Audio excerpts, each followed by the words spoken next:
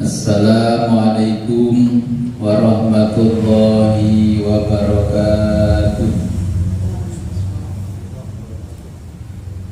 Bismillah, alhamdulillah, wassalatu wassalamu ala rasulillah wa ala alihi wa sahbihi wa mawalah. Asyhadu an la ilaha illallah wahdahu la syarikalah wa asyhadu anna muhammadan abduhu wa rasuluh la nabiyya ba'da. Alhamdulillah, pada malam hari ini kita diberikan kenikmatan oleh Allah yang luar biasa berupa Islam, iman, ihsan, sehingga kita bisa kembali ngaji kitab usul fikih Al-Waraqat. Sebelum kita mulai pengajian, marilah kita berkirim Fatihah kepada junjungan kita baginda Nabi Muhammad sallallahu alaihi wasallam. Ila hadratin sayyidina wa habibina wa syafi'ina wa qurrati a'yunina wa qudwatina wa maulana Muhammad sallallahu alaihi wasallam. Al-Fatihah. Iya kan.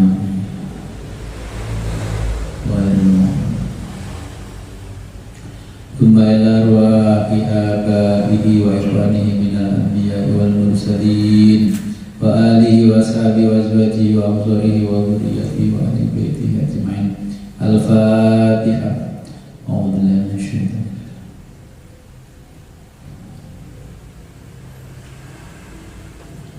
rajim. Ila arwahi sadatina Abi Bakr wa Umar wa Utsman wa Ali wa Hamzah wal Abbas wa sayyidina Al-Hasani wal Husaini wal Ashrati al-Mubashirina wa tabi'ina wa tabi'in lahum bi ihsanin ila yaumiddin.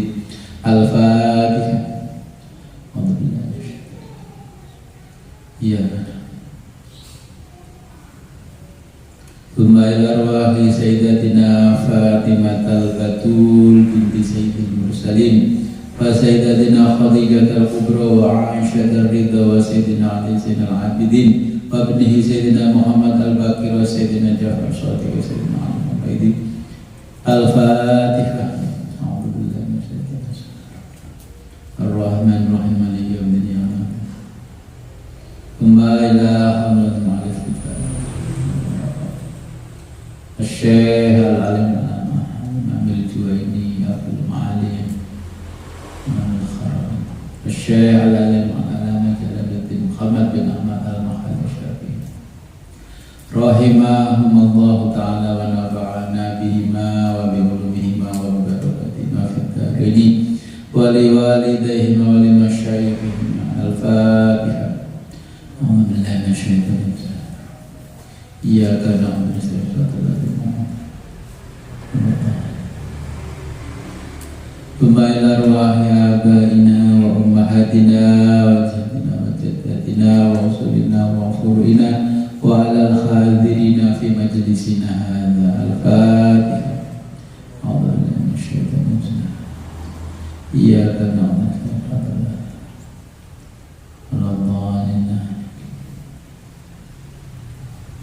Sampai halaman kita.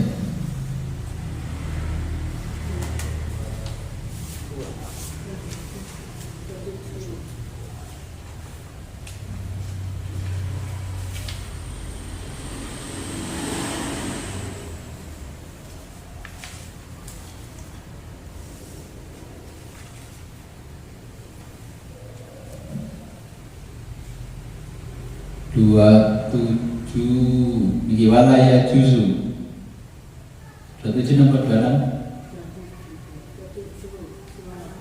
wal umumu min sifatin mungkin.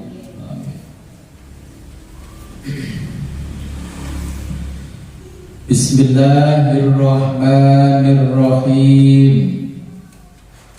Qala al-muallifu rahimahullahu ta'ala wa nafa'ana bihi wa bi ulumihi wa amattana bi asrarihi wa a'adana min barakatihi fid dharaini.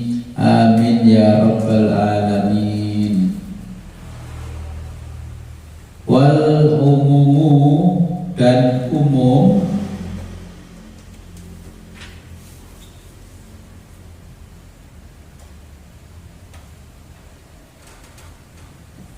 min sifatin nutqi.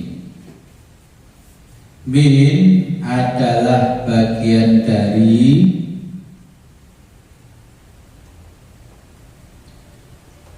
sifatin nutqi.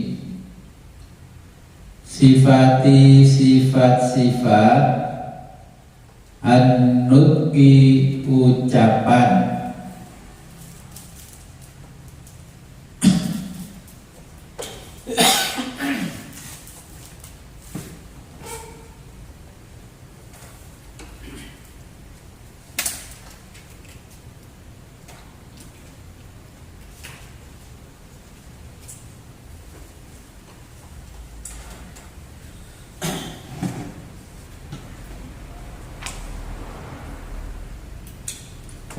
Wala yajuzu, wala dan tidak yajuzu diperbolehkan,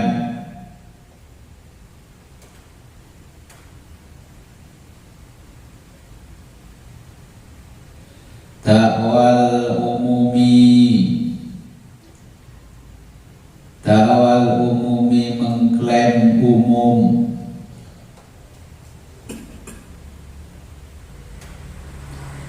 fi ghairihi, fi pada ghairihi selain ucapan,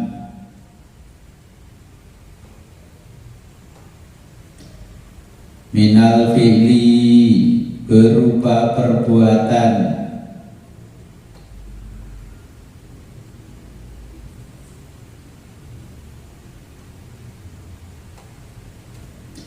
wama dan sesuatu,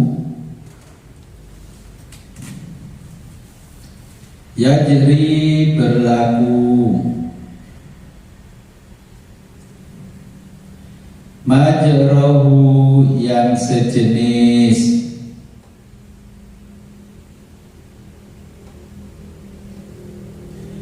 kama seperti, fi jam'ihi, fi dalam jam'ihi menjamak sholatnya, sallallahu alaihi wasallam, Nabi sallallahu alaihi wasallam, baina sholataini, baina antara as-sholataini dua sholat,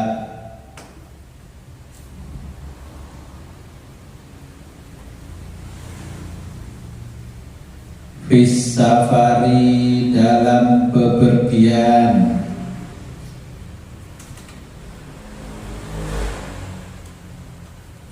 rawahul Bukhariyu, rawahu meriwayatkan hu hadis, siapa al-Bukhariyu, Imam Bukhari,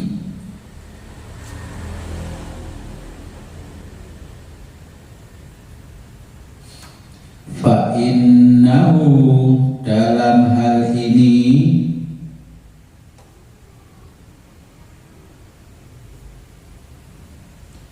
la tidak, ya umum berlaku umum, as-safarat tawilah, as-safaro untuk bepergian, at-tawilah jarak jauh,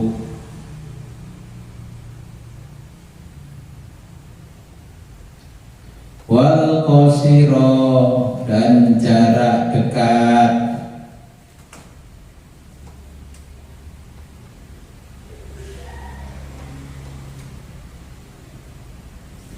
fa innahu bahwa menjamak sholat,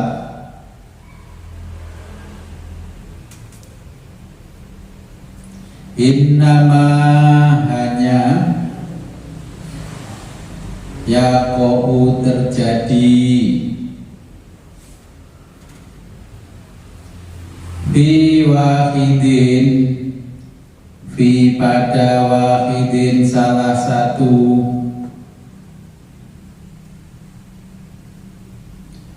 minhuma dari keduanya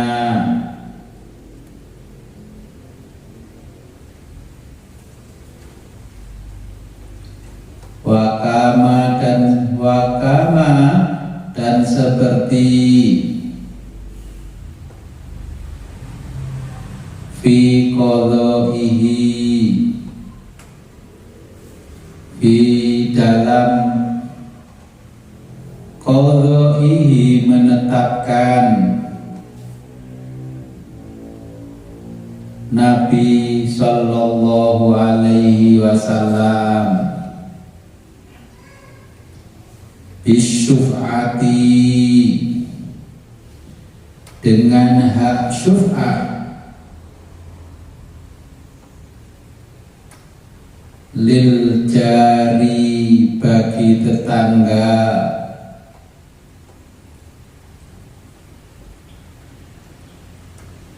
rawahun Nasa'i rawahu meriwayatkan hadis siapa An-Nasa'i Imam Nasa'i Anil Hasani dari Hasan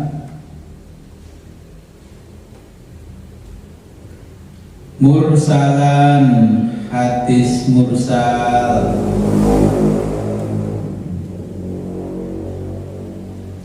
fa innahu bahwa ketetapan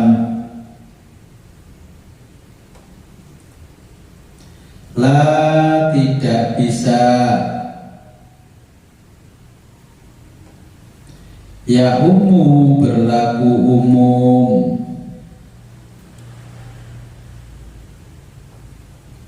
kullu untuk setiap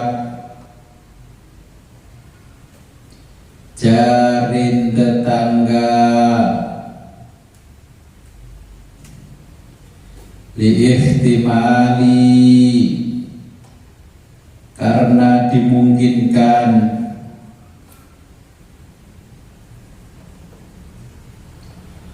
khususiyati ada spesifikasi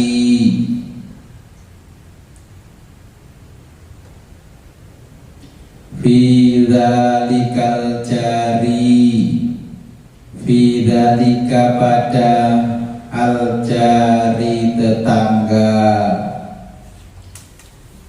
Oke, kula jelaskan ini. Nah, niki umum dan khos.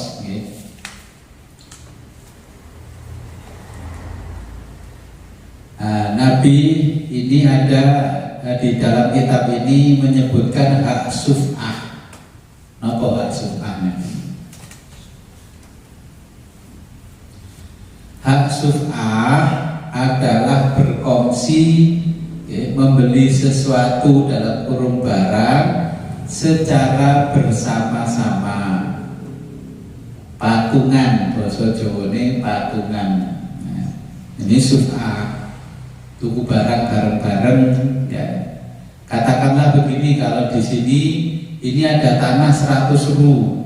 Kalau dibeli sendiri nggak punya uang, terus ngajak teman-temannya 100 ru dibeli bersama-sama, akhirnya dipecah jadi 25 ru. Namanya berkongsi. Nah, kemudian ketika dibeli, terus temannya yang satu bilang, wis punya aku, kamu beli juga. Bahasa kita susu ono ya. Ini namanya suf'ah. Lah tak susu bisa iki regane mundak ora. Karena 1 tahun yang lalu beli tanah bersama-sama, nggih. 100 ru dibagi 4 orang ya, 25 ru. Harga perunya 10 juta. Kemudian setahun kemudian salah satu di antara temannya ini menjual ke teman yang kongsinya, yang suf'ahnya. Ya, ini setahun ya butuhnya kok undai susu ono undak. Kemudian dalam kesepakatan ternyata yang nyusui mau menaikkan harga. Karena apa? Saya ini sekarang gini aja loh, yang namanya batu aja disimpan setahun harganya pasti naik, masa tanah tidak naik.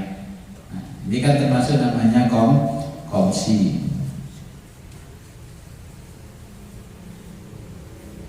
Atau tidak disusui atau dibeli temannya sendiri dijual ke orang lain juga boleh.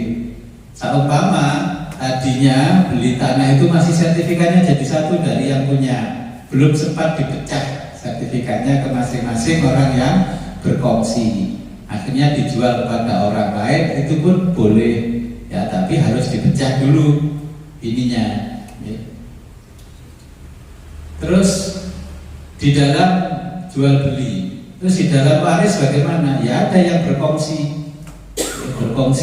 wah ini banyak, yang satu nakalan dikongsi, digugat bareng-bareng kongsinya. Akhirnya minta bagian, dibagi rata, bla bla bla bla. Ya, tapi itu tidak berlaku. Berlakunya hanya ketika jual beli. Ya, ini namanya hak suf'ah. Tidak bisa semua tetangga untuk bisa diajak kongsi. Ya, kadang orang yang percaya kita, kadang enggak. Ya, bagi yang percaya boleh berkongsi dengan tetangga. Contoh, kita punya rumah. Nah, tanah di sebelah mau dijual. Seharusnya kalau menurut etika bertetangga, ya ditawar nang tonggo sih. Nah, pe gelem. Ternyata enggak, ujuk-ujuk ditulis tanah dijual, hubungi HP. Ya. Jadi itu tidak menggunakan hak tetangga. Mungkin kalau dijual ke tetangganya punya tanah di belakang, akhirnya bisa untuk jalan ke belakang. Contoh kalau di tempat kita, ini ada tanah sebelah. Ini punya satu orang. Nah, di sebelahnya sini punya saya satu orang. Di belakangnya juga punya orang.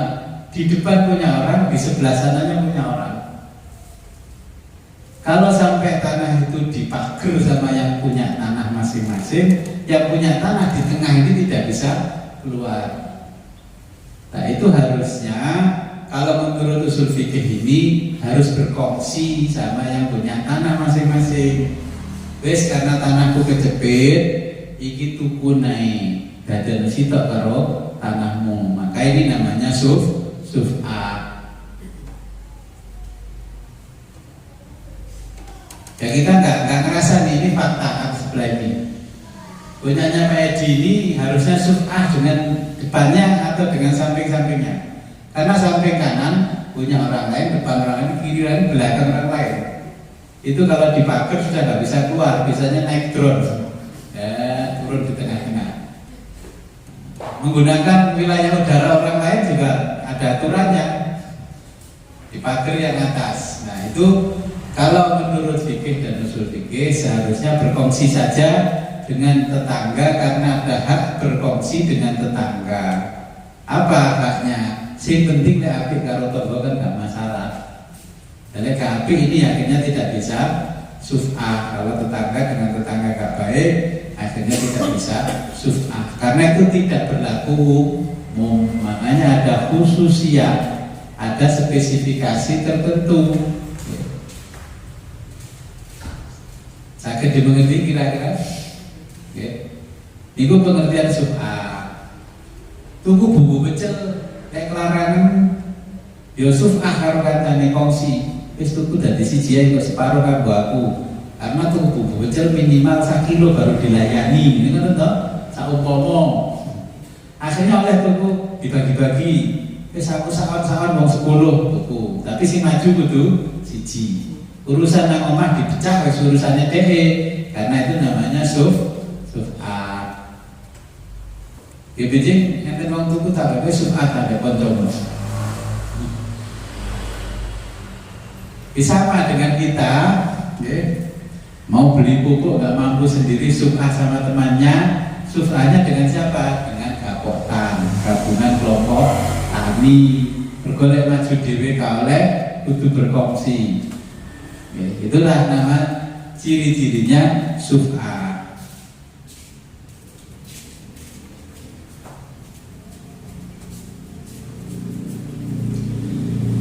Kita lanjutkan halaman berikutnya.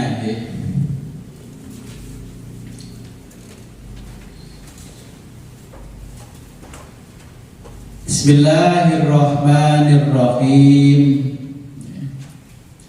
Ta'riful khossi. Ta'riful khossi. Ta'rifu definisi al khossi, khos khusus, khos. Tapi istilah dalam khos mawon. Wa takhsisi dan takhsis.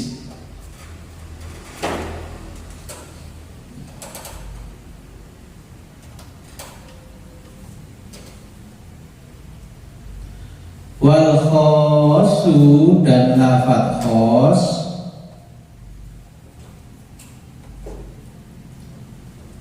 yuqabilul ama. Yuqabilu berbanding al-ama dengan lafadz am, artinya umum, khusus lafadz khos. Lafaz yang bersifat khusus berbanding dengan al-ama lafaz am, artinya umum. Fayuqalu dikatakan fihi dalam definisinya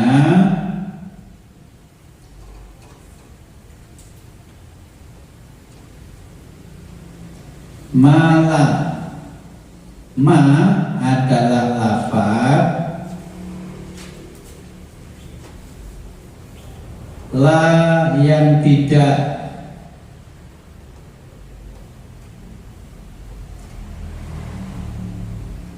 yatanawalu mencakup syai'aini dua makna.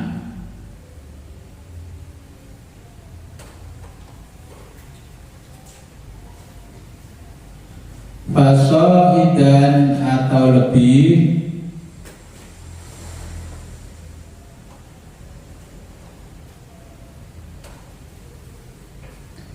min ghairi hasrin, min dengan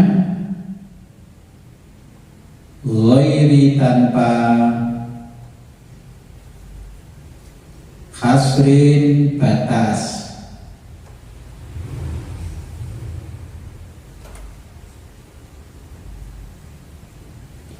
Nahwu contoh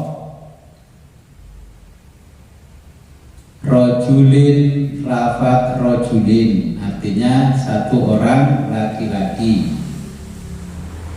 Wa rojulaini dan lafaz rojulaini artinya dua orang laki-laki. Wa salasati rijalin dan lafaz salasati rijalin artinya tiga orang laki-laki.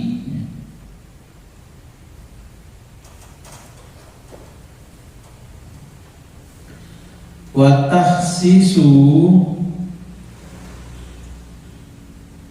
dan lafaz takhsis, ya pengkhususan, tadi kan khos, jadi takhsis artinya pengkhususan.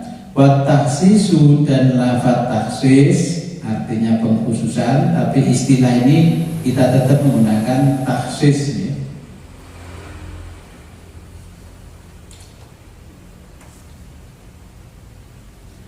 Tamyizu adalah membedakan.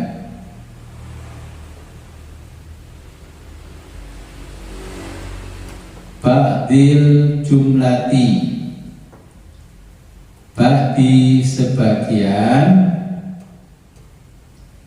al jumlati jumlah.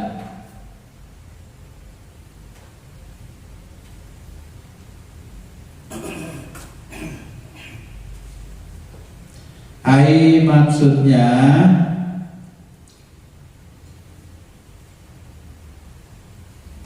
ikhrajuhu dikecualikan. Dan makna harfiahnya ikhrajuhu dikeluarkan, tapi maksudnya di sini dikecualikan. Ikhrajuhu dikecualikan. Kalau terjemah Indonesia dikecualikan, ka ikhraji sebagaimana dikecualikannya, ka ikhrajil mu'ahadaini, ka ikhraji sebagaimana dikecualikannya al mu'ahadaini, para kafir mu'ahad. Kafir mu'ahad, nanti saya jelaskan definisinya. Min qaulihi ta'ala, min dari qaulihi firman Allah ta'ala yang maha luhur. Faktulu maka bunuhlah al musyrikina orang-orang musyrik. Ini jenengan catat macam-macamnya kafir. Kafir saat ini berbeda dengan non muslim. Kalau sebut non muslim. Nah, perbedaan kafir. Satu, kafir zimmi. Kafir zimmi adalah orang kafir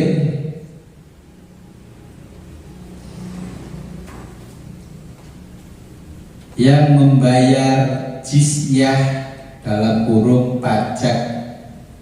Kalau ada orang kafir terus bertempat tinggal di negara yang mayoritas Islam, tapi dia juga mau membayar pajak, ya, seperti PBB dan lain sebagainya, pokoknya yang timbul karena pajak, ya, dia mau berdamai, namanya kafir zimmi. Kedua, kafir mu'ahad, ini yang disebut tadi.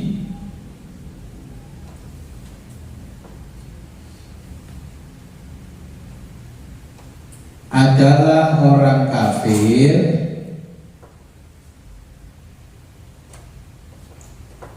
yang diantara kita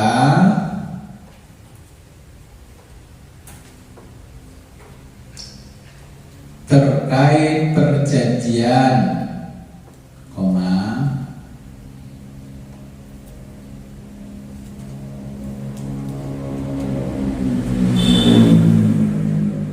baik di negeri kita atau di negerinya,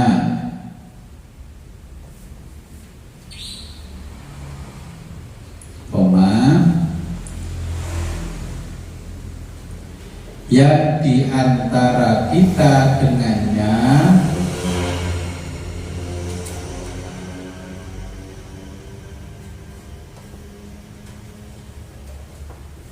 ada perjanjian damai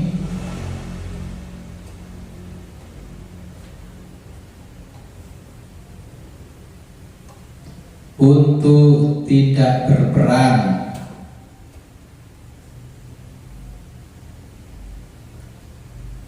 titik,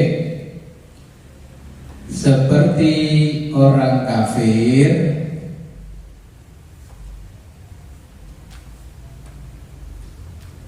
yang bersedia bergabung,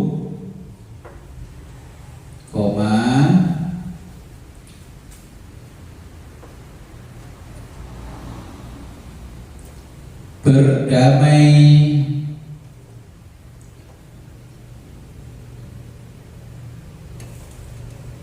dan bersatu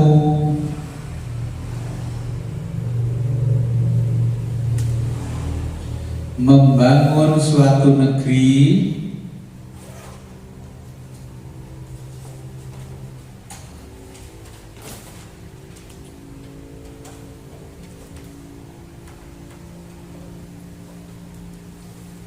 seperti perjanjian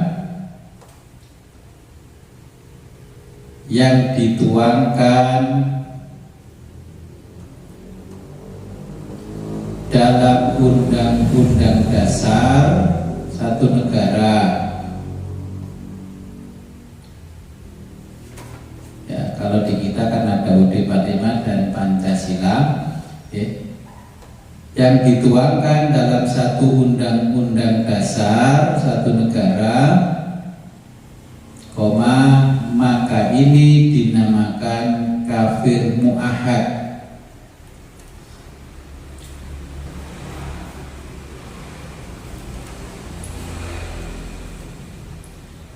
Tiga, kafir mustakman.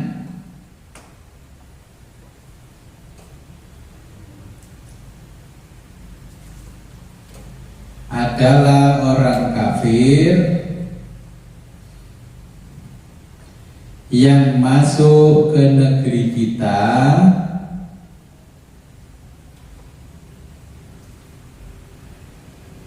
dengan izin kita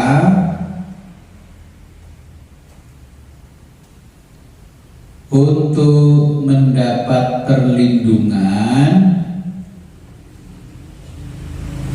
dan keamanan,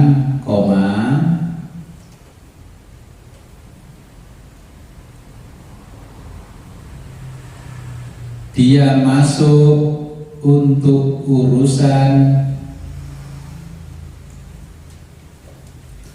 diplomatik dan urusan kerja, atau mereka sebagai konsulat atau lainnya. Ya, titik. 4, kafir harbi.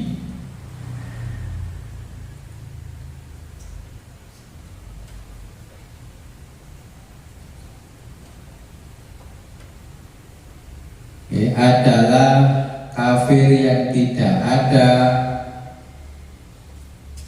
semua perkara ini, jadi tidak termasuk dhimmi, mu'ahad, juga mustakman. Ini kafir harbi. Orang kafir adalah orang kafir yang tidak ada semua perkara ini,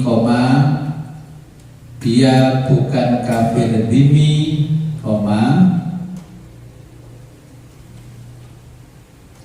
kafir mu'ahad dan kafir musta'an, titik.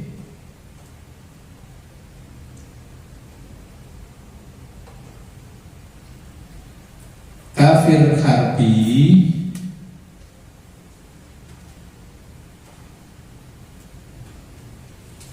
adalah orang kafir yang menjadi musuh Allah dan Rasul-Nya,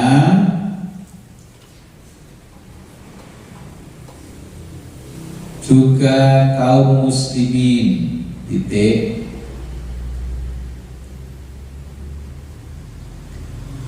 Mereka tidak henti-hentinya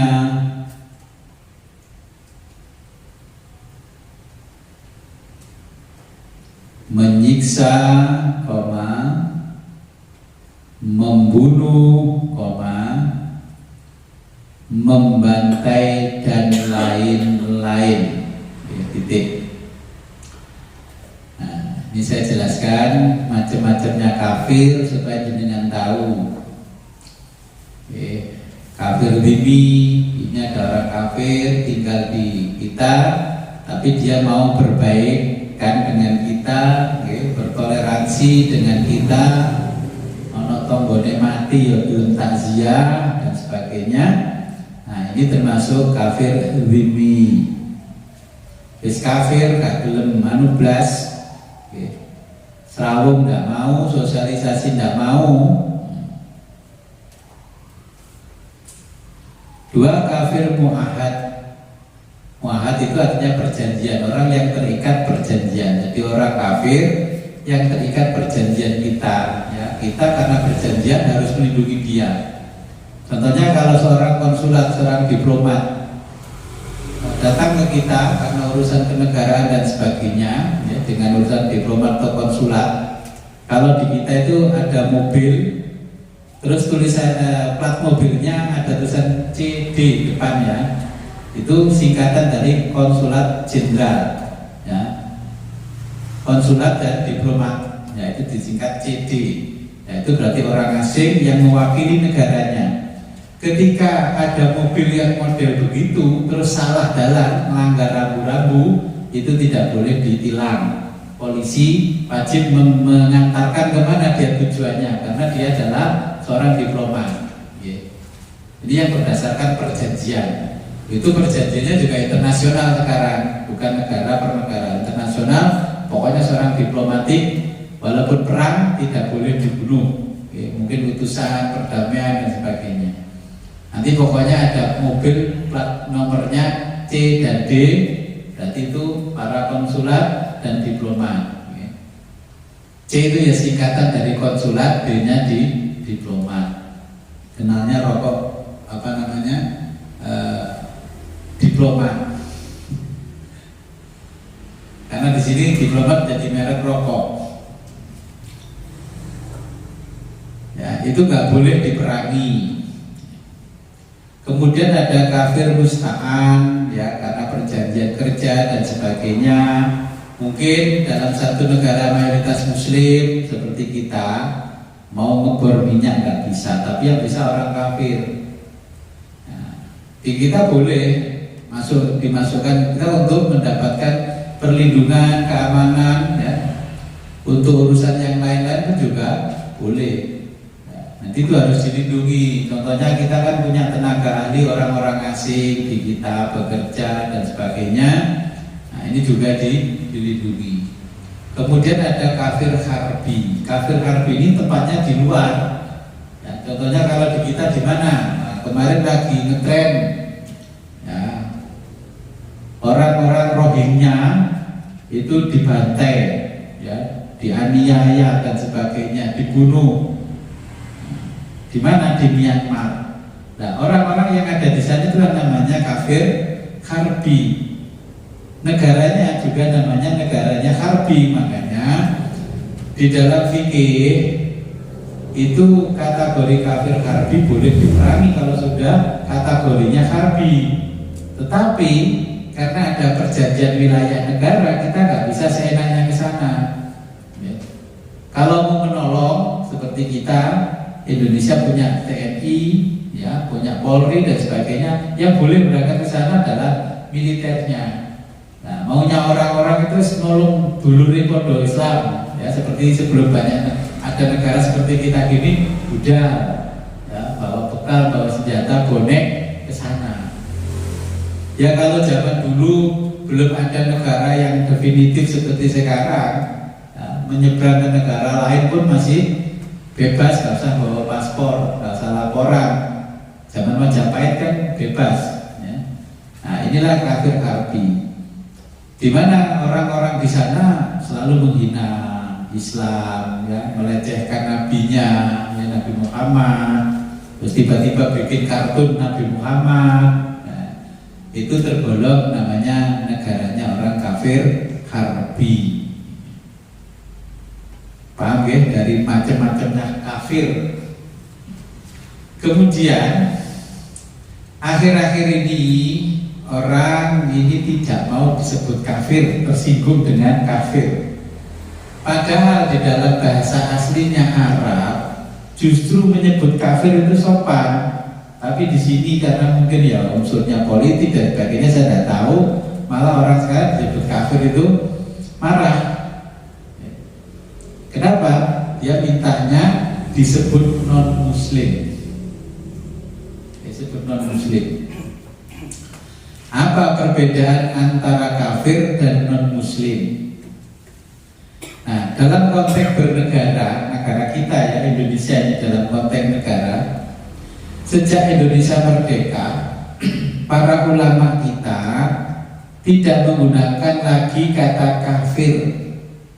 Ya, semenjak Indonesia merdeka, ya, Mbah Hasyim dan sebagainya pendiri bangsa ini tidak lagi menggunakan kata kafir.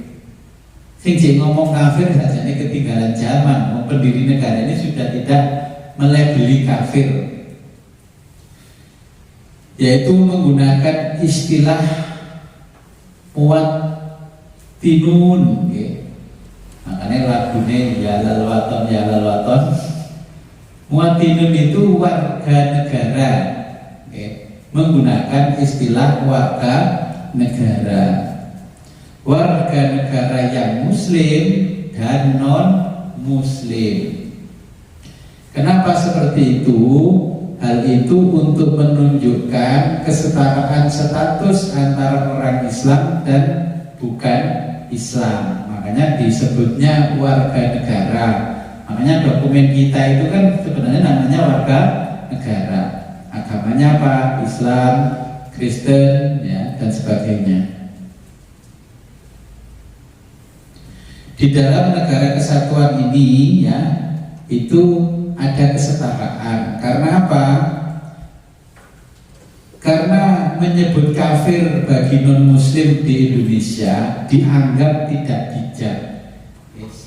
Dianggap tidak bijak. Kenapa dianggap tidak bijak oleh ulama terdahulu? Karena orang-orang non muslim juga dianggap ikut serta dalam merancang terbentuknya negara kesatuan Republik Indonesia.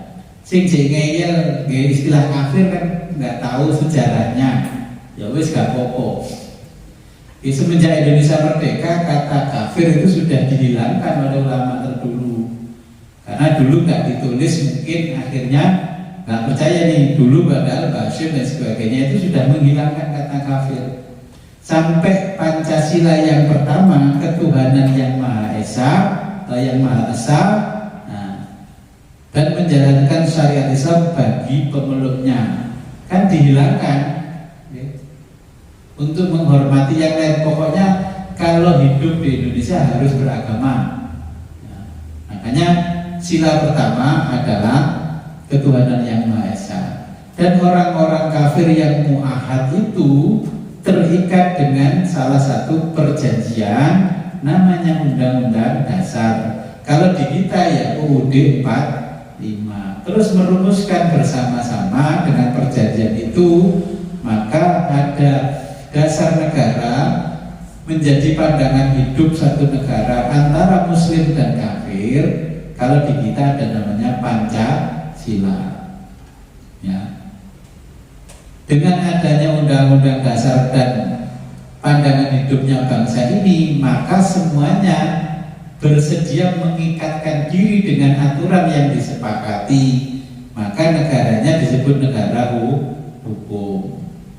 Ini kalau kita bicara kafir mu'ahad ya. Makanya di dalam perjanjian tidak pandang mayoritas, tidak pandang minoritas. Pokoknya sapa sing gelem bangun negara Indonesia bersama-sama ya dianggap warga negara. Nah, setelah itu, setelah menjadi warga negara, ini di dalam perjanjian ya, harus mengakui sebagai bagian dari bangsa Indonesia karena negaranya dinamakan Indonesia. Tapi ya kadang masih ada orang yang agak males kalau suruh mengatakan dia bagian dari bangsa Indonesia. Lah aku sih warga negara Indonesia apa? Pak aku duduk bagian dari bangsa Indonesia, tapi aku di warga negara. Saya sering masih teman-teman yang seperti itu. Ya saya bilang, aku itu lahir nanti. aku lahir di Indonesia, tapi aku baru punya KTP tahun 80. Tak durungnya ganti KTP, baru KTP ku jeneng nenek moyangku sana. Nah seperti itu. Kita sudah sepakat, Bu. Kowe keturunan opo ae, ya. Makanya seperti bangsa Arab walaupun berada di Indonesia ya mengaku bagian dari bangsa Indonesia. Makanya di sini ada suku bangsa. Nah, disinilah namanya mu'ahad, terikat dengan perjanjian. Oke. Nah, orang-orang yang tidak paham makanya kan ekstrim. Misal kafir pateni dibom.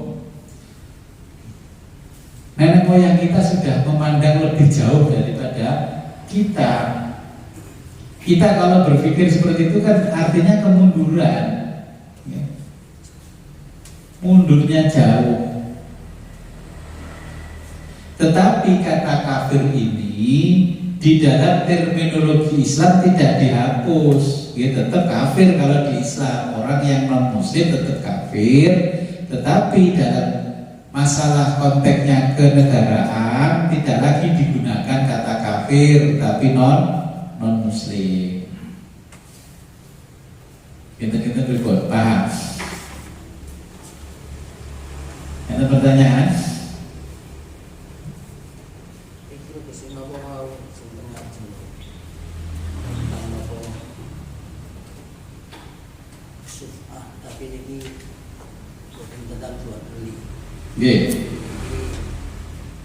Asal usulnya tentang jual beli tapi buat kongsi, jual beli sendiri ya. Saya udah kesini nanggung cerita di sini ada tanah, di sana tanah. Terus asal usulnya ini sing umum itu biasanya kan dari orang satu hak waris. Terus kemudian itu tanahnya obo, terus itu taruh hak warisnya nang dia kan. Di antara jual tanah itu kan yang mesti ada sing tengah, sing tinggi. Nah, sing tengah ini kan tidak ada kesepakatan untuk lewat jalan. Terus gampangannya ada toleransi yang mesti watolak ini kan tidak ada jalan. Dan untuk selamanya tanah itu tidak mendapatkan jalan dan hanya mendapatkan toleransi. Nah, harus menyelesaikan masalah. Saya ternyata timbas kan benar sama aku kayak orang tak tunggu nih supaya aku liwat jadi kan benar sama oh liwat aja lah aku nggak bisa waktu nah yang ini jauh ke depannya kan kata keperiki ya jadi kayak kata biar cek nom delingo man dan bagi tanah itu sing apik ini dipecah biak kanan kiri berkot darahnya nang ngarep gak aku gurih tapi jalur akeh gitu, mergo aku lanang, mburi jaluk akeh, rame-rame ning jaman, terus anaknya adik sing arep bangun omah, akhirnya kan nggak bisa keluar, tutup bebek ponakane, terus nyeluk kami tuwa lurah seperti jenengan, terus ngejak kongsi, ya nggak bisa karena itu bukan khusus itu atau khususnya nggak bisa langsung suha. Terus makanya kalau di hukum agraria desa itu kan ada botean. Iya memang biar contohnya gini, ini kan sebidang tanah, okay. Nah, seharusnya membaginya kan dibagi dua seret ke belakang, terus oleh raine kabeh. Tapi ini tidak mau minta lebar. Adik kayak ngarep kiri seret ini dintekno. Mikirnya nggak panjang. Rame-rame ning jalan iki karena adiknya, anak-anaknya masih kecil nggak mungkin bangun rumah dilewati karena merasa ini masih tanahnya orang tuanya. Dia lupa kalau itu sudah dibagi waris. Setelah bagi waris mulai bangun keturunannya akeh bangun tek kene dalan. Ngamuklah ini. Iki biyen yo ono dalane. Lali lek iku wis dibagi ngakoni jene dalane. Kayak iso liwat. Akhirnya liwat tonggone sebelahnya. Nah, itu seharusnya kan khusus tapi nggak boleh jadi jalan umum. Istilah di kita itu jalannya kan bantuan. Karena api-api tonggone, api-api dulure. Toleransi. Istilah sekarang ya kok gak toleran jelas ya, intoleran akhirnya. Kita mempertahankan hak kita dianggap intoleran, gak toleransi. Orang ngerti dulur, orang Jawa kan.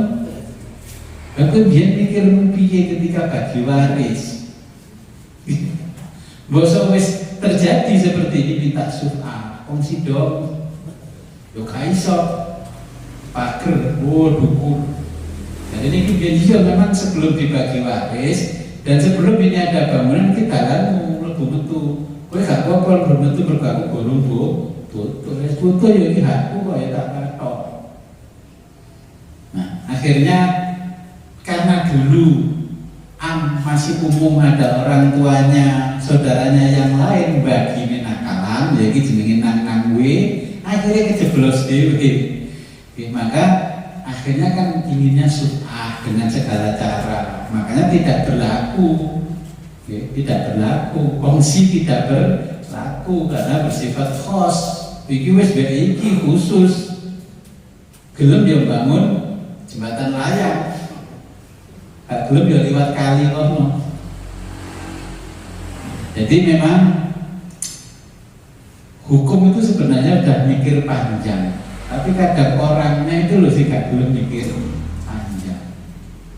Sudah dibagi-bagi rata oleh orang tuanya semasa hidup, akhirnya dora tarik sama anak cucunya sendiri.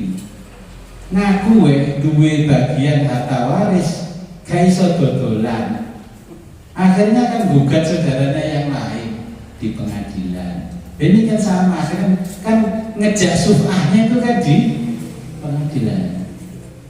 Ini fakta hukum. Ketika dia salah melangkah, ingin mendapatkan kepastian hukum dan keadilan di pengadilan. Dulunya apa pernah mikir bahwa dia itu yang dia lakukan itu ada kepastian hukum dan keadilan pada ucapannya? Kan ya nggak ada. Nah, makanya akhirnya tidak berlaku. Orang dulu kan ya banyak kasus zaman dulu wis pertoyo-pertoyoan. Iki tanah lebar dipecah-pecah, aku nempel tanahnya basa Jone. Oleh kok nempel tapi mburi. Seperti kasusnya ini dulu kan ya belakang oleh nempel tapi mburi. Karena di sini masih kosong, kecil saya kan ini rumah kelima dari perempatan. Tapi sudah diingatkan sama orang tua saya, abah saya. Beda nyelengi boleh tanah sehingga jalan. Sekarang mau kongsi dengan siapa? Ya nggak bisa kongsi. Karena sudah menjadi host, haknya masing-masing yang punya. Adanya itu kan karena apa? Ya karena kebaikan dari orang lain. Mungkin ngomongin selama aku jiurip, awakmu tak kedalan, aku mati buah alam bisawab. Gitu? Fikih itu sudah mikir jauh, tapi kadang kita lah sendiri yang ceroboh. Sebetulnya itu kesalahan orang itu sendiri. Enggak, makanya usul fikih ini kan membahas dasar hukumnya. Anaknya gue saya ini berdasarnya dia salah. Bertahan itu sebuah kesalahan. Kalau bertahan dari suf'ah, asalnya bergowo ini salah, tapi ragu ngakoni salah. Gitu? Salah ragu ngakoni salah.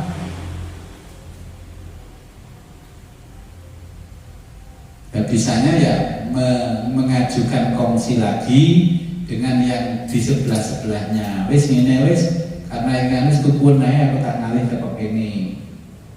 Nah, akhirnya merasa begini, untuk kepepet ini gelut bisa ini. Akhirnya kan terjadinya begitu kongsinya. Yo murah-murah ini pasarannya 15 juta perlu. Tapi kan ya gelem ya gak apa-apa, gak gelem ya wis. Iya, soalnya ngambil jalan sing iku ya benar. Nggih, nempel jalan gak oleh.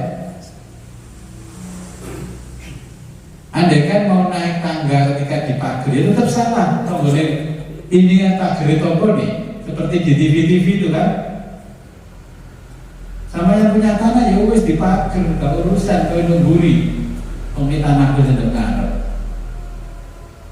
Makanya pengembang perumahan itu kalau punya rumah dibangun dulu yang depan dan payu. Tapi gak didol. sing didol sing mburi dhisik, mulai maju politik dagangnya yang depan paling mahal. Ya. Makanya kadang-kadang karena unsur ketidaktahuan yang pertama, ya. Kita ngomong kebodohan ya gak pantas, ya. Kayak ngomong kafir wis dianggap gak pantas lah, gak sopan. Wis ngomong karena ketidaktahuan. Aslinya secara khos kan kebodohan, ya. Sehingga mengambil keputusan itu nggak bijak terhadap dirinya, yang nggak bijak pada orang lain. Penyesalannya jadi akhir kemudian, ya. Penyesalannya hukum itu sudah menjelaskan dengan panjang lebar, ya. Undang-undang pertanahan ya panjang lebar, perdata ya panjang lebar. Karo Gusti Allah wis diomongi, lek kowe ngutangi kancamu iki cateten. Kalimatnya Gusti Allah kan cateten. Tidak ada istilah kwitansi, adanya catat mencatat. Sekarang ada iki lho sing digawe kwitansi. Kan kwitansi cateten tak sak mene nyilik duit sak mene, janjine dibalekno iki. Gitu. Nah, terus ketika terjadi seperti itu ya lain lagi. Contoh, dulu ketika beli tidak segera disertifikatkan, masih tetap punyanya yang punya.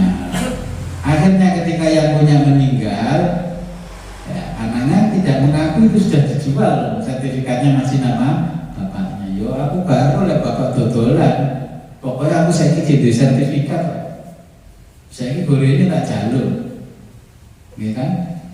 Akhirnya kan masih ngajak kongsi percuma, suf'ah di saat itu sudah ditutup.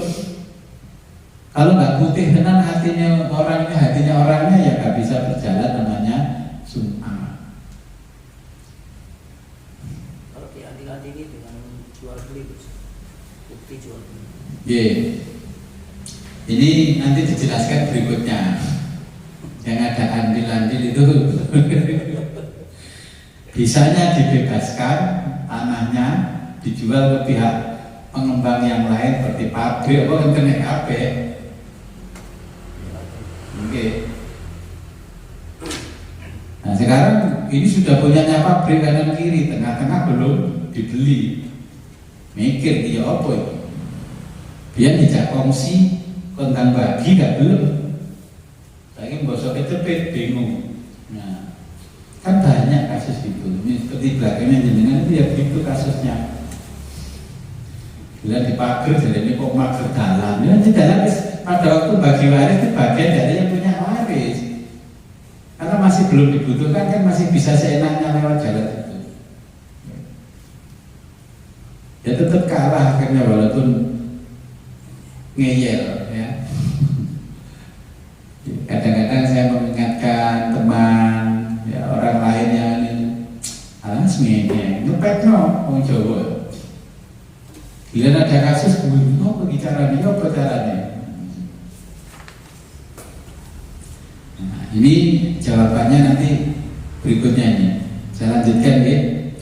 Wa yang qasimu, wa yaitu pentaksis atau mukhosis yang mengkhususkan. Wa yaitu mukhosis atau pentaksis yang qasimu terbagi.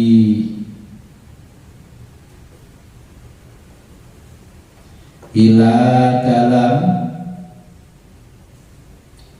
muttasilin muttasil wa munfasilin dan munfasil ya, istilahnya kalau saya dirubah muttasil dan munfasil.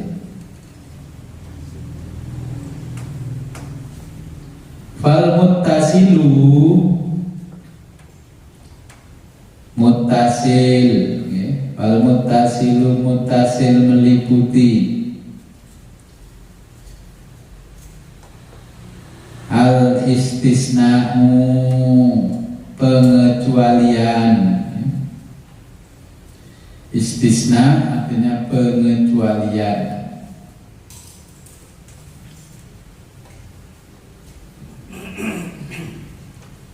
Wasayati yang akan disebutkan nanti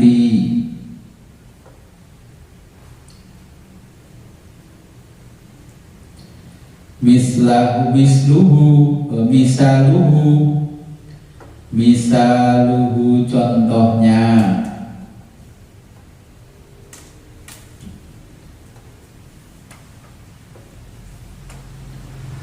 Wasyartu dan syarat.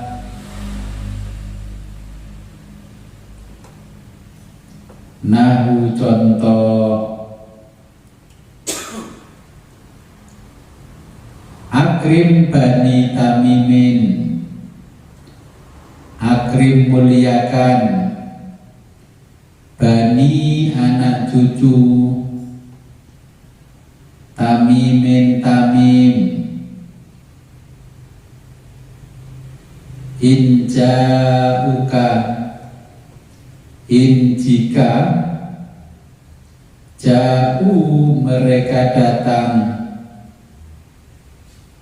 kepadamu.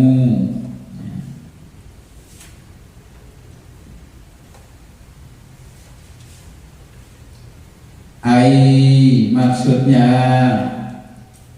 ail jahina, ai maksudnya al jahina, al jahina datang. Minhum di antara mereka.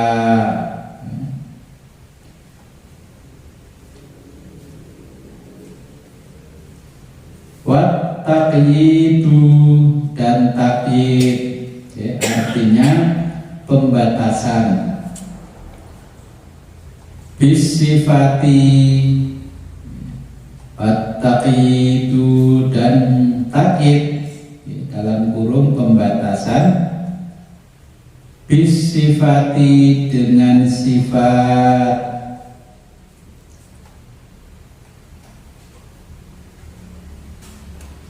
Nahu contoh. Akrim muliakan bani tamimin keturunan Tamim. Al-fuqaha'u mereka yang ahli fikih.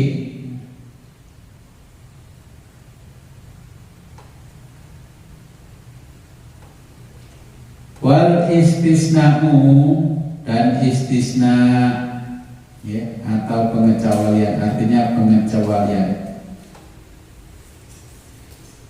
Ikhraju adalah mengeluarkan ma sesuatu laulahu, lau yang seandainya, lahu tidak dikecualikan,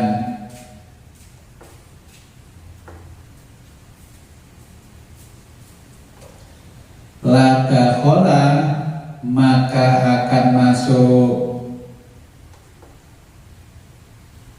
fil kalami dalam sebuah perkataan.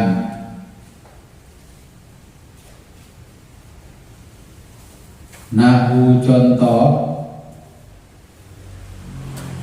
Ja'al qaumu, ja'a telah datang, ja'al qaumu qaum, illa kecuali Zaidan Zaid. Saya jelaskan dulu, ya, yang dimaksud ini wahwa, yaitu mukhassis yang qasimu ila muttasilin wa munfasilin. Jadi mukhassis ini dibagi dua, yang pertama muttasil yang bersambung, munfasil yang tidak bersambung. Nah, fal muttasilul istisna'u, ini ada pengecualian,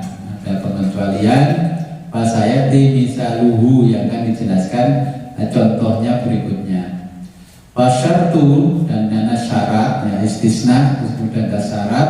Nahu akrim bani tamimin inja'uka, ya, muliakanlah anak cucu Tamim yang datang kepadamu. Wis pokoknya anak Gusti tekonamu mulyakno hormatono bahasane wong Jawa, ya. Ayil jaina, pokoknya yang datang di antara mereka. Nah, kemudian karena itu bersifat umum, maka siapa saja yang menjadi anak cucu Bani Tamim, ya, anak cucu Tamim itu wajib dimuliakan. Kemudian ada perkataan lagi, ayil jahina minhum wa taqidu bisifati, dan dibatasi anak cucu Tamim yang dihormati, ya, dengan bisifati, dengan sifatnya. Contoh, akrim Bani Tamimin, ya, al fuqaha'u, muliakan anak cucu Tamim yang menjadi ahli fikih. Ya, tidak semuanya Bani Tamim dihormati, yang dihormati yang alim, artinya yang alim.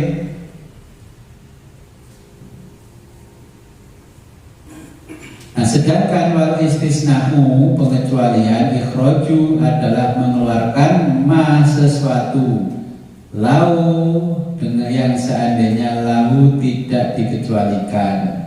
Seperti contohnya adalah dakhala, maka akan masuk fil kalami dalam perkataan, ya. Akrim Bani Tamimin, ya. Al fuqaha'u, berarti itu menyimpan unsur pengecualian. Berarti tidak semua Bani Tamim yang dihormati, hanya yang mereka yang menjadi ahli fikih atau yang alim di bidang fikih. Kalau dijelaskan panjang lebar berarti Bani Tamim yang ulama, sehingga ulama nggak usah dihormati. Ini pengertiannya seperti itu. Kalau masuk di dalam sebuah perkataan, ja'al qaumu, kaum itu telah datang kecuali Zaid, illa Zaidan, kecuali Zaid. Wong wis teko kok, sing iki guru teko. Nah, wis teko kabeh solo teko iki. Nah, bahasa Jawanya kan begitu. Nah, jadi semua sudah datang kecuali ini. Nah, kecuali itulah menunjukkan istisna, artinya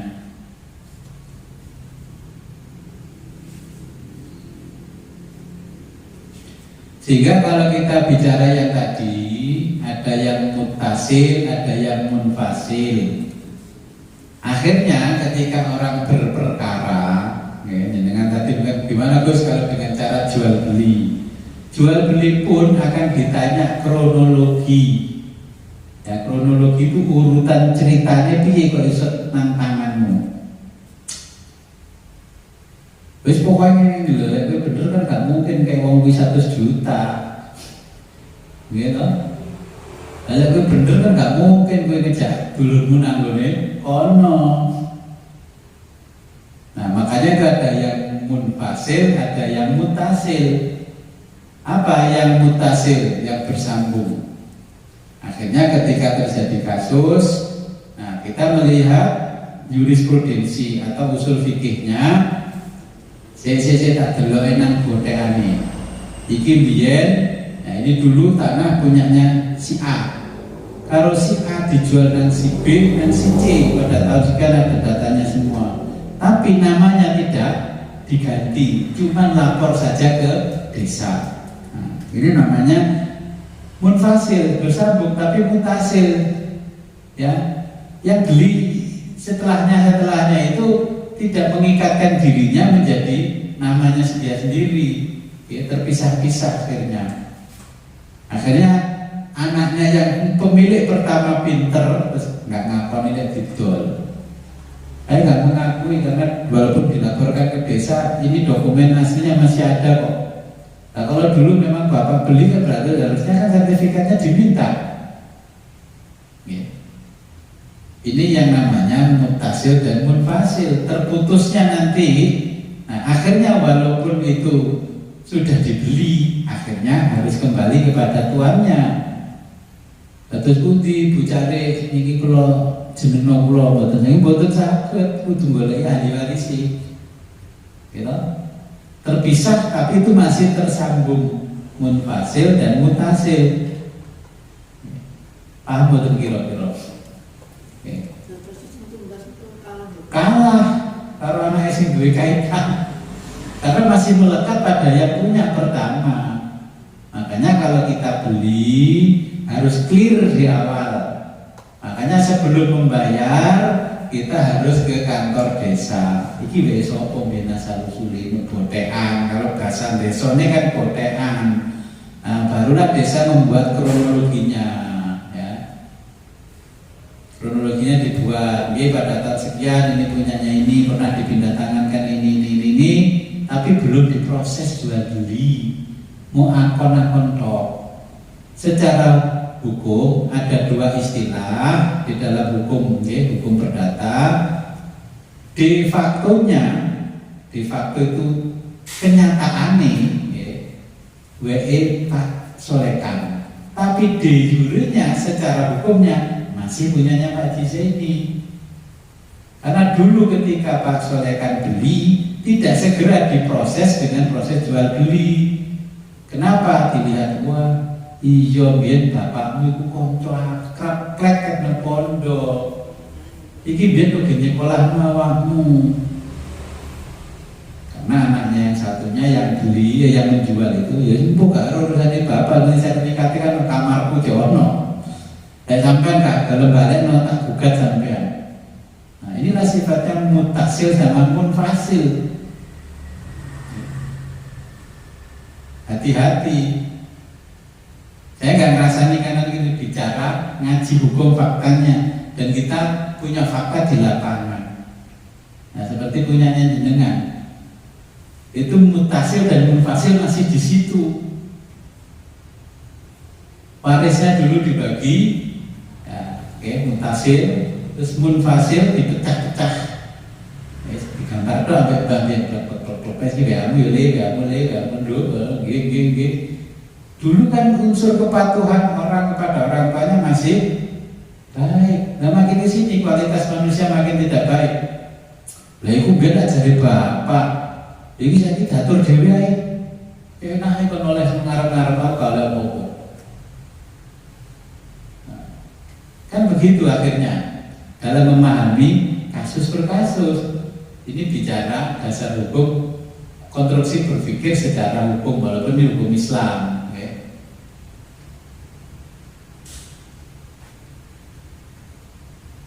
Banyak saya mengalami ada salah satu tanah miliknya, okay, kakek saya dari ibu saya dijual sama kakaknya di bawah tangan buku. Akhirnya dia tahu bahwa tidak bisa dibalik nama, dijual lagi ke orang lain. Tukun tanahku ini. Lah yang jual ini ya nggak mikir kalau itu tanah nggak ada apa-apanya.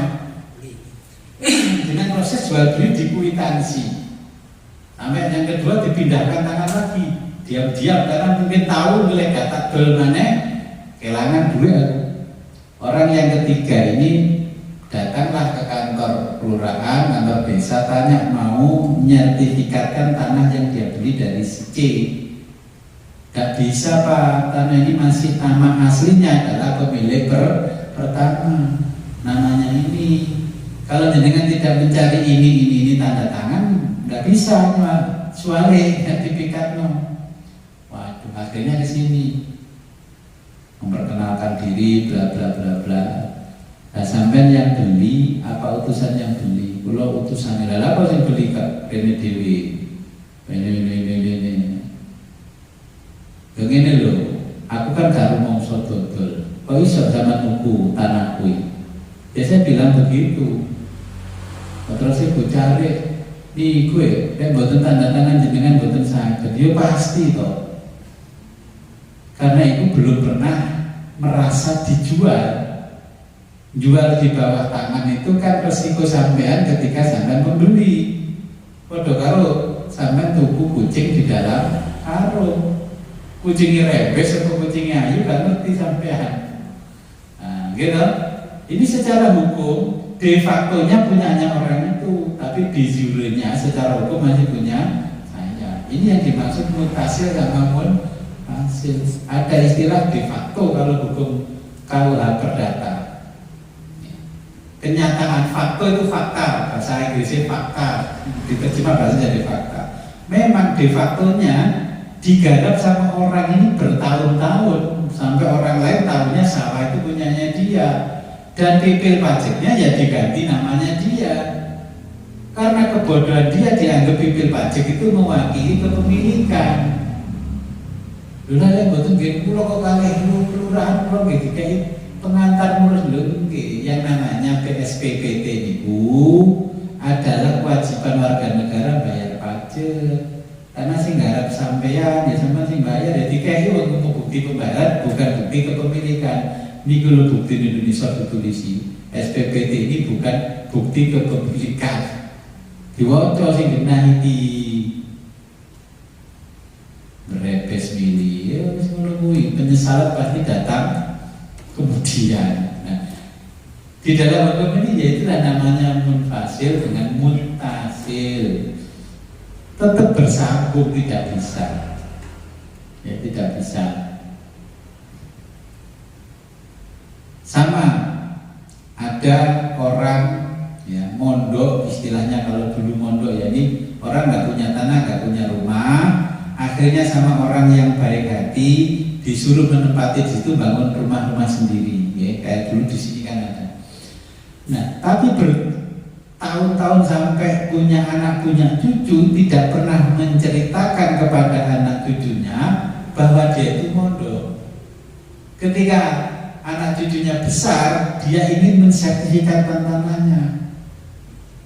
Akhirnya geger, ya apa geger? Ya itu kesalahan orang tua tidak pernah menceritakan. Contoh banyak di kota besar, menempati tanah-tanah kosong dibangun, ya sama Pemkot dibiarkan, sama Pemprov dibiarkan karena belum dibutuhkan. Tiba-tiba digusur, ngamuk-ngamuk. Saya menempati di sini sudah 3 generasi. Iya. De factonya memang kamu di sini sudah 3 generasi, tapi selama 3 generasi kamu tidak punya hak, karena inilah di hulunya.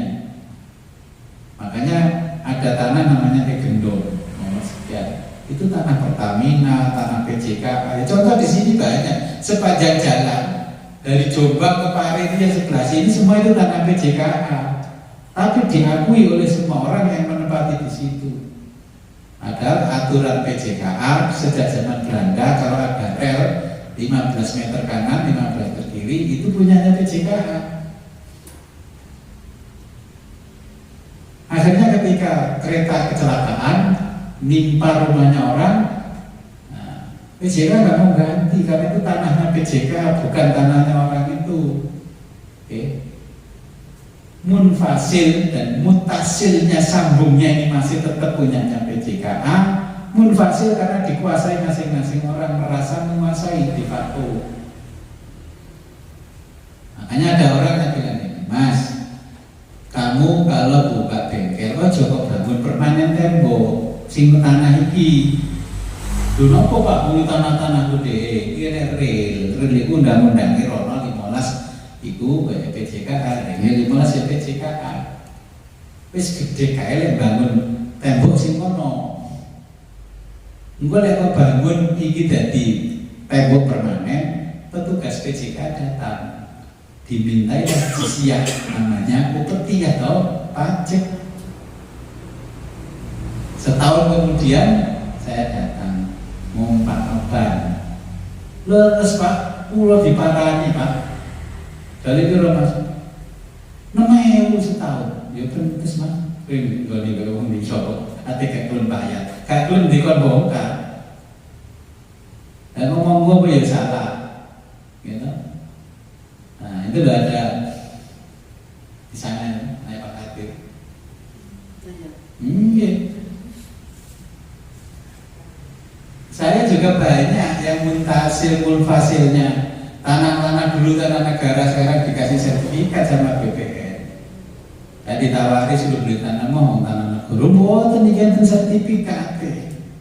Dia tidak tahu BPN memberi sertifikat itu karena apa? Supaya mereka punya batasan-batasan. Tapi di bawah itu kan nanti ada tulisannya, catatan khusus bahwa itu tanah negara ada. Orang kadang nggak paham.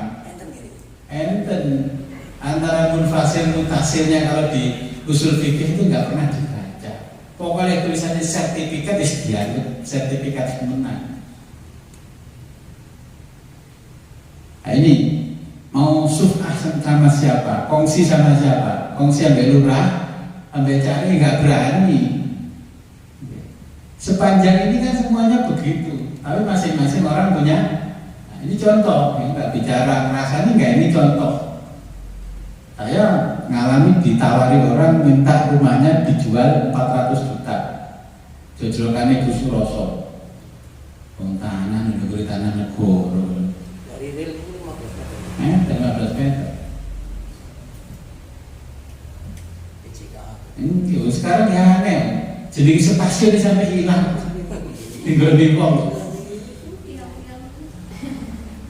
Dan itu kalau bertahun-tahun sampai 3 generasi nggak dijelaskan, ini dia aku mau menggoni tok. Anak cucunya pasti merasa memiliki, sehingga ketika digusur tidak mau ngejak kancanya, kan putus pengadilan dok itu tetap kalah.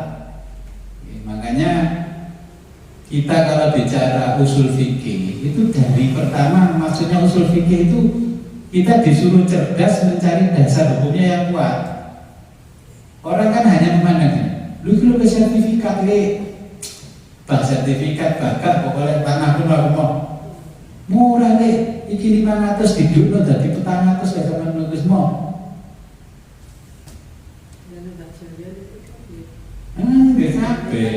Mulai kali sampai noto kali, alir sampai noto kali. Ini kisah yang kritik tau ya. Mereka Oh betul, terus boleh bagi maksudnya cerita tanah negara itu kali sampai noto kali, ngalorin itu ini sampai kali masuk pasar-pasar. Oke, itu tanah negara. Karena di peta Belanda Migurin tempatnya pabrik gula Londo. Makanya ketika saya masih kecil bangun SD itu sama puskesmas, ini akeh namanya pondasi-pondasi bekas pabrik. Kemudian dulu yang sekarang jadi pos polisi ini kan si enek bangunan klinik Londo. Ya tidak mungkin serta merta itu menjadi hak milik kita. BPN tetap memberikan sertifikat. Antara yang satu yang lain tidak gegeran dikasih sertifikat, tapi di bawah ada tulisan catatan bahwa ini tanah mungkin Ekendom seri sekian, punyanya ini punyanya ini. Kembali lagi ya, karena buta hukum. Ya, karena buta hukum rata-rata pokoknya dipandang sing jenenge sertifikat wis pokoknya hak milik. Ada sesuatu yang melekat namanya mutasil dan munfasil kalau usul fikih.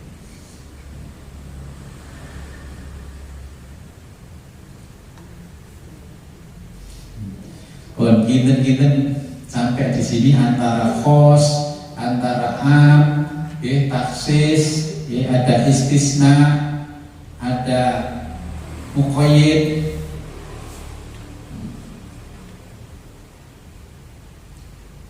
Nah, takyid ini kan pembatasan. Dikeluarkan contohnya kalau kita konteks hukum kita, dikeluarkan sertifikat itu kan terbatas, makanya di bawah ada tulisannya. Sama kalau kita membaca sepanduk gratis seragam, tapi jenengan nggak paham di sini ada bintang kiri. Itu adanya syarat dan ketentuan berlaku seperti ini, asyartu syarat. Syarat dan ketentuan berlaku. Yang dapat seragam 10 pendaftar pertama ditulis di suatu milik. Ketika digugat orang menang loh, saya tulis tapi kecil. Saya tak tulis gede, ngomong gak menggo. Makanya pedagang kan bisa menulis HP harga cuma 900 di bawah koma titik cilik angkanya belakang. Gitu. Oke. Nah ini nulisnya kopi 1 gelas cuma 5 cup. 5 cup artinya 5.000. Wong yang murah kuwi. Padahal basa lungguh 5.000. Nah, itulah yang namanya ada pembatasan-pembatasan istilah-istilah itu yang tidak kita pahami. Maka untuk hukum kan berkembang terus, maka kita harus memahami istilah-istilah baru yang muncul. Dulu apa ada namanya istilah BPN? Dulu kan ya agraria zaman Londo.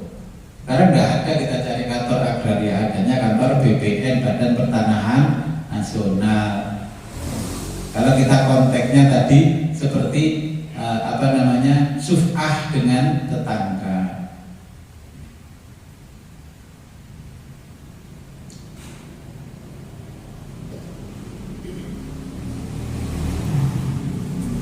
Ada pertanyaan buat masih?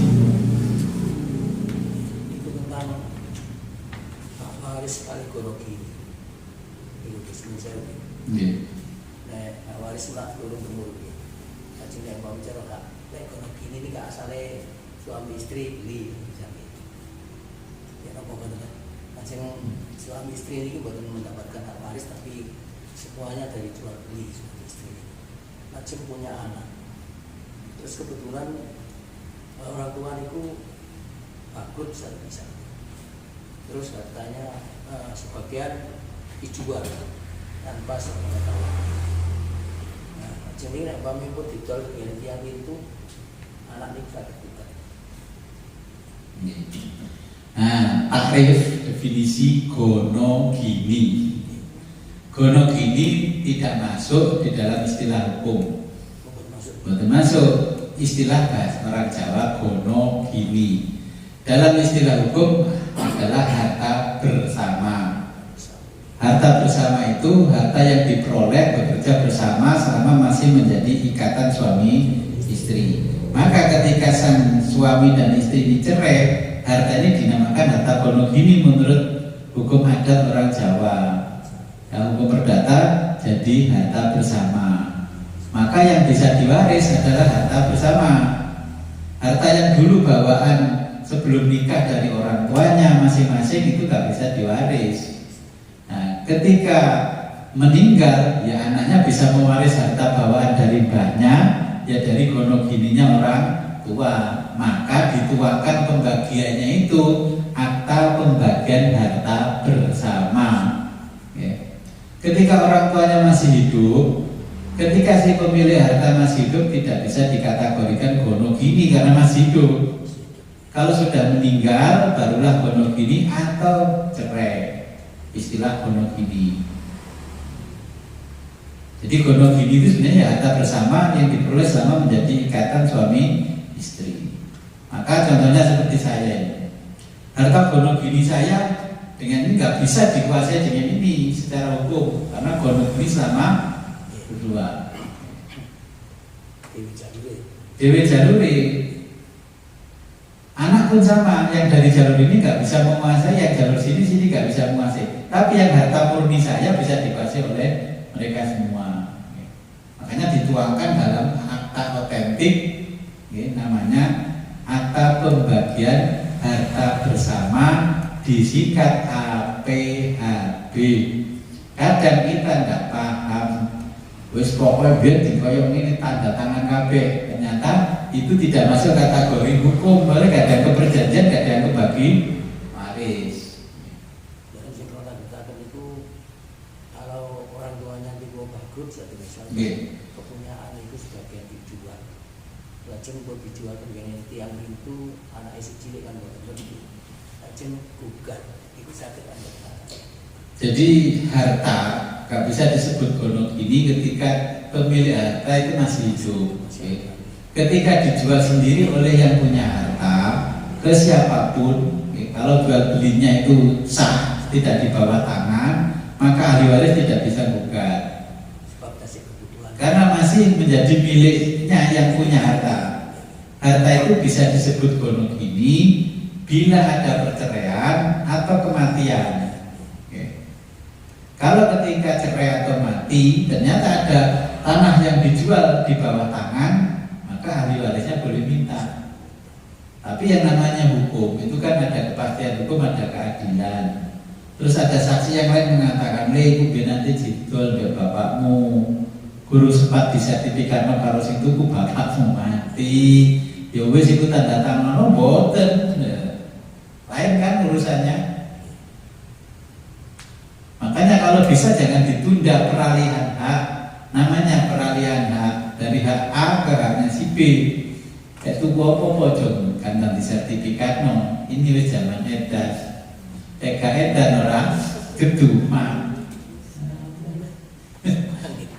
Makanya definisi harta gono gini itu tidak ada, tapi itu istilah di dalam hukum adat. Tapi hukum adat itu masih dihormati oleh pengadilan. Istilah-istilah di hukum adat, istilah gono gini, istilah ini. Nah, maka seperti di kita Indonesia itu diberi dua pengadilan. Bagi yang muslim menginginkan dibagi berdasarkan Quran hadis, ya larinya ke pengadilan agama. Kalau tidak mau seperti itu, mau dibagi menurut hukum tinggalan Belanda, ya ke pengadilan negeri. Sama pengadilannya sama, hakimnya sama. Ini model Islam, di sana model hukum positif namanya. Kalau di pengadilan agama, hukumnya hukum faraid yang berjalan, pembagian waris. Kalau jenengan sudah gugat ke pengadilan agama, kalah, nggak boleh ganti gugat ke pengadilan negeri. Tak enak kalah pengadilan agama, balik ke pengadilan negeri. Cukup jelas ya?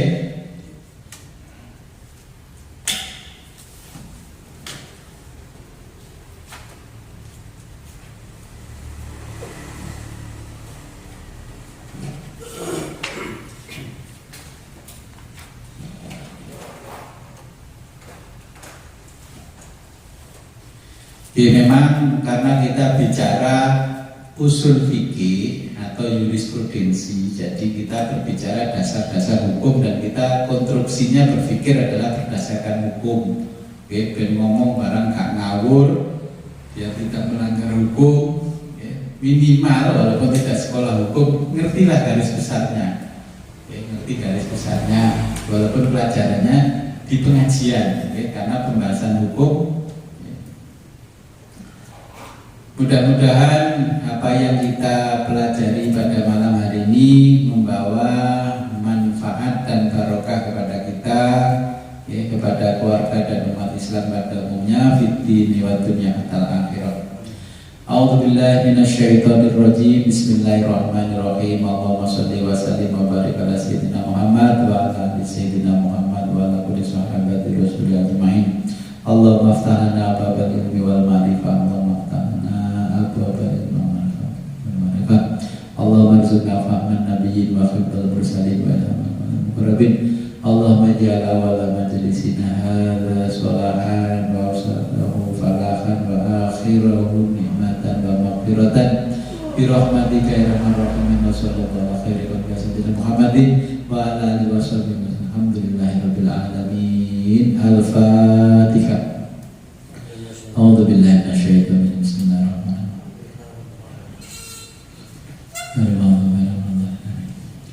Rabbi fanfa'na bi barakatihim wa dinal husna bi hurmatihim wa amitna fi tariqatihim wa mu'afatim minal fitani. Akhirul kalam ihdinas siratal mustaqim wa billahi taufiq wal hidayah wa ridha wal inayah. Assalamualaikum warahmatullahi wabarakatuh.